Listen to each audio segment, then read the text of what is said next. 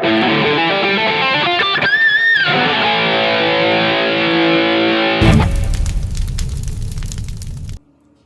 guys, it's TR, nothing fancy, just straight into the camera. Wanted to show you what I'm up to today.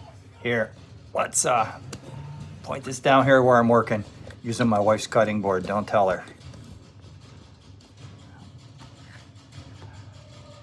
I have this Squire neck laying around, okay? And I'm getting the urge to do some guitar teching. Not that I need another guitar, but you know, I'm not sure even what I'm going to get for a body or what I'm going to do, but I'm going to start with the neck. It's got the little fret wire. It's off of a vintage modified. It's a really nice neck, but it's got the little fret wire, and it had well, let me show you. The vintage style tuners. I don't know if I'm keeping those or not. I might ream the holes out and put some 10mm ones in. But anyways, it's got the little fret wire. So I've got some tools, and I can do a little bit of this. I just thought I'd show you a little bit for like my friend Ted and stuff who's thinking about trying this. Ted, get the tools. It's not that hard. You do need the right tools, and they do come various quality.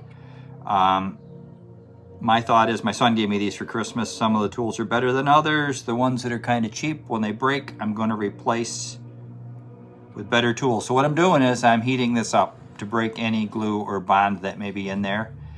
Doesn't look like there's glue in them, but maybe there is. Maybe there's a little shiny around the edge. Anyways, it will expand them. I put solder on the end because that will help conduct the heat. I'm using up some of this crappy lead-free solder that's got a high melting point.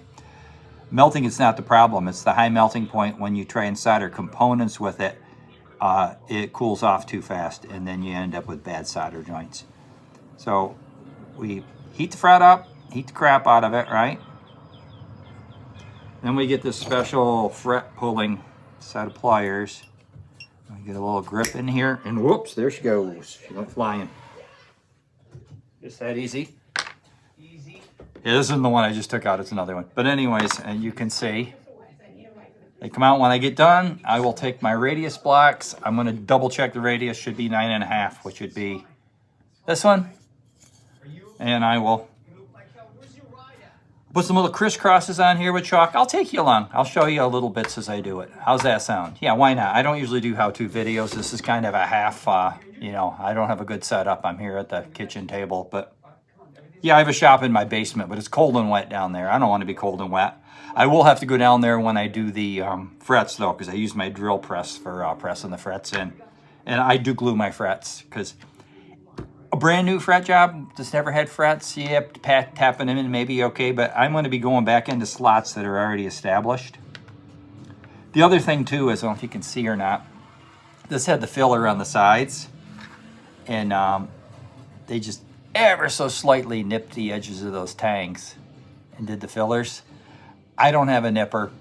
I'm going to be going straight across like a fender, and I will have to take care of the tangs on the sides. That's not a problem. That's what Fender does. This is what the Indonesian ones do. This is why, if you watched Music and Gear, Avery liked the feel of the Fender Standard made in Indonesia so much. That's why the made in Indonesia ones have the filler on the end with the edge of the tang clipped, where the actual Fender ones from the Mexican factory and the USA ones, the end of the tang will show through. Okay, so as you can see, got all the frets out. Next, what I will need to do is double check my radius with the gauge, take my appropriate radius block and smooth this board out. But before I do any of that, we want to take this gadget, which I've already done once, I'm going to do again, and place on here, and take a feeler gauge and check, and make sure that this is as flat can be, because the idea is I'm going to sand it flat with that sanding block, but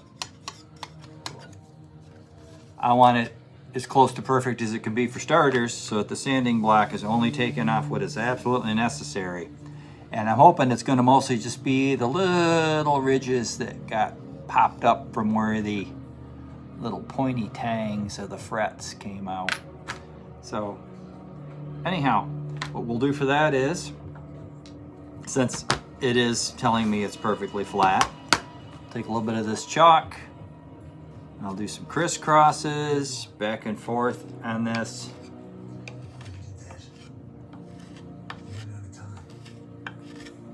It's my wife's sewing stuff. She said I could use it.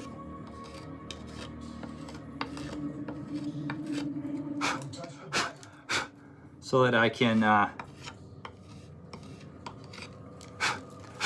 see where I'm taking off here.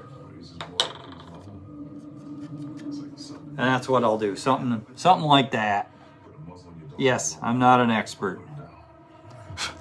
Don't take this as gospel of how to do it. This is just me doing it. Let's check our radius and then we'll move on. So I got these Music Nomad I bought a while ago. Music Nomad makes good stuff. And I'll put it on here and I'll shine my light and see if any comes underneath. And I think she's supposed to be 9.5. I don't know. I got a little light coming through. It's either 9.5 or 12 though, because that's what I've got. So I think it's going to be 9.5 when we get done. Let's see if it's a 10. Is it a 10?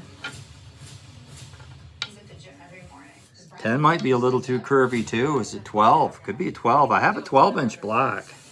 Oh no, it's not a 12. What's it trying to be? That's the question. Yeah, 9's the closest one. It's trying to be a 9. It's supposed to be a 9. But, you know, it is what it is. 9.5. Yeah. We're going to go with that. So after close inspection, and this is not a compound radius, by the way, it's a 9.5 and a 10.